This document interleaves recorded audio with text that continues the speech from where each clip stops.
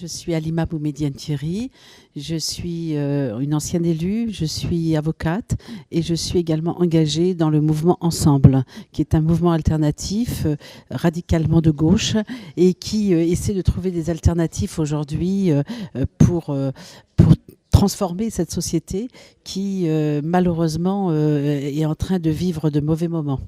Nous sommes dans une période compliquée. Bien sûr, le 14 janvier a été un moment fort qui a montré que les choses pouvaient aller de plus en plus mal, mais ça date pas du 14 janvier. Je veux dire, malheureusement, on pourrait remonter beaucoup plus loin. Ça fait déjà plus d'une... J'allais presque dire, même au moment de la guerre d'indépendance et de la guerre d'Algérie et l'histoire coloniale, il y avait des crimes racistes. On tuait les Algériens, les Arabes. On a aussi 17 octobre 61, tout le monde s'en souvient, Sétif, les massacres. Voilà, ça date pas d'aujourd'hui, les crimes racistes.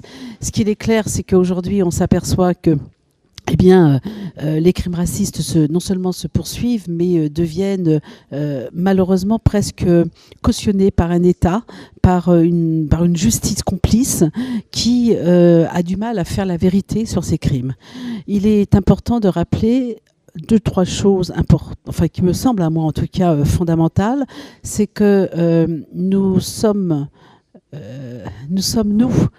les gens issus de l'immigration, en particulier les Maghrébins, les Arabes, les Noirs, en fait les premiers, sans vouloir tomber dans le discours victime, les premiers, la cible montrée comme responsable, je veux dire stigmatisée et malheureusement, c'est vrai, les premières victimes des crimes racistes. Ces crimes racistes, on les a, moi je me souviens en 83, lorsque la marche est partie, 84-85, on les déplorait déjà, on les condamnait déjà. Mais à aucun moment la justice a vraiment su faire la vérité et rendre une véritable justice sur ces questions. Il y a un deuxième point qui me semble important, c'est qu'on a toujours évacué l'histoire coloniale, le poids de l'histoire coloniale. Et le poids de l'histoire coloniale est fondamental parce que quelque part, on est dans la continuité, dans la transmission. Je veux dire, nos luttes aujourd'hui ne tombent pas du ciel. Nos pères les ont déjà menées. Je veux dire, la guerre d'indépendance, c'était déjà une lutte qui était menée par nos parents. Il y a un troisième point qui me semble important, c'est qu'on ne replace pas, on ne resitue pas assez la question du racisme aujourd'hui par rapport au rapport de force dans la société et en particulier par rapport à cette, ce que j'appelle toujours le rapport dominé-dominant. C'est-à-dire, nous sommes dans une logique de domination, qu'elle soit sexiste, qu'elle soit raciste, qu'elle soit homophobe, qu'elle soit... on s'aperçoit colonialiste. Je veux dire, ce rapport de force et ce rapport de domination, en fait, qui est un rapport de société, produit la discrimination. Et par là même, produit le repli sur soi. Parce qu'on a envie de se protéger, tout simplement. C'est légitime. Et tant qu'on ne reconnaîtra pas, je veux dire que le vrai combat contre le racisme, qui est aussi le combat contre le sexisme, qui est aussi le combat contre toutes les discriminations et les minorités. Parce que c'est vrai que le racisme touche aujourd'hui en particulier, je veux dire, les Noirs, les Arabes, les musulmans, mais aussi les Roms, mais aussi... On voit remonter, par exemple, des phénomènes sexistes très forts. Je veux dire, on voit remonter avec la peste brune, comme on dit toujours. Aujourd'hui, c'est des enfants même qui sont montrés du doigt. Et pas seulement avec l'affaire de Béziers. Quand on met en garde à vue des gosses, je veux dire, parce qu'ils ont dit « je ne suis pas Charlie », je trouve ça honteux. Elle est où la liberté d'expression ? Je veux dire, on se retrouve aujourd'hui devant une situation où c'est vraiment deux poids, deux mesures. C'est deux traitements différents. Et comment ne pas réagir à ça ? Comment ne pas se radicaliser ? Je veux dire, aujourd'hui, malheureusement, la radicalisation est quelque chose qui est presque légitime. Elle se comprend. Je veux dire, quand je vois, par exemple, comment on va traiter mon fils, comment on m'a traité, comment on a traité mon père, comment on a traité, je veux dire, et tout ça qui continue, alors qu'on a quand même, je veux dire, fait des efforts, on a quand même, on a tenté, on a eu parmi nous énormément de personnes qui se sont sacrifiées. Et là encore, faut pas oublier l'histoire. Je veux dire, autant nos parents se sont battus pour libérer ce pays, autant aujourd'hui, nous, on est considérés comme rien. Je veux dire, on n'existe pas à leurs yeux.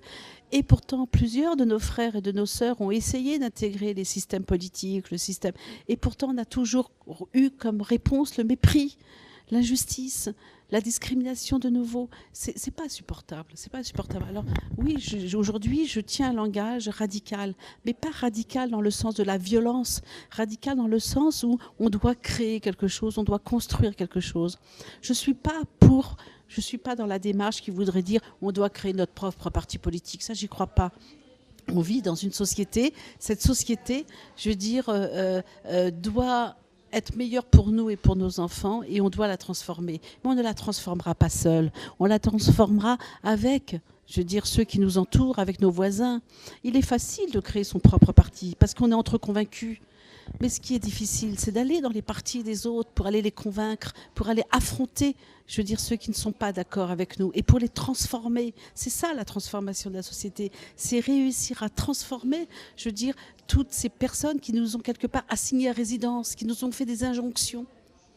Moi, au moment où il y a eu janvier, je l'ai dit clairement, je ne suis pas Charlie. Mais non, mais ça ne veut rien dire, c'est ridicule.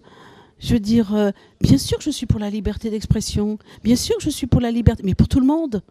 C'est-à-dire, je suis autant pour la liberté d'expression de cette femme qui a décidé d'accompagner ses enfants à l'école habillée avec son foulard, qu'avec celle qui va y aller en short. Je veux dire, c'est pas mon problème.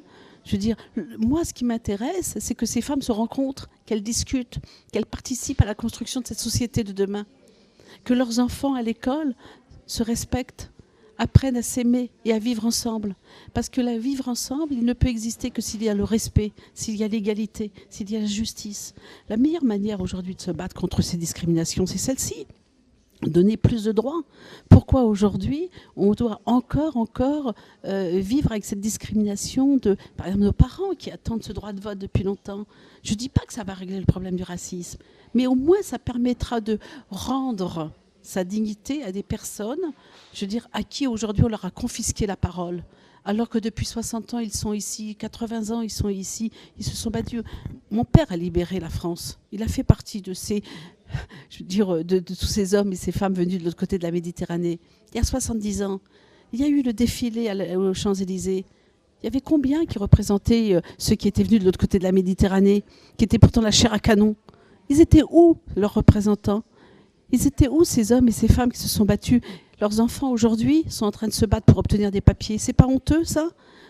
Je veux dire, et nos parents sont en train de mourir sans même être reconnus. Bien sûr qu'il y a ce mépris, il y a ce refus de cette dignité. Et c'est ça qui, aujourd'hui, nous fait encore vivre et fait que nous sommes encore debout. C'est parce que nous continuons à revendiquer la dignité et l'égalité des droits et la justice.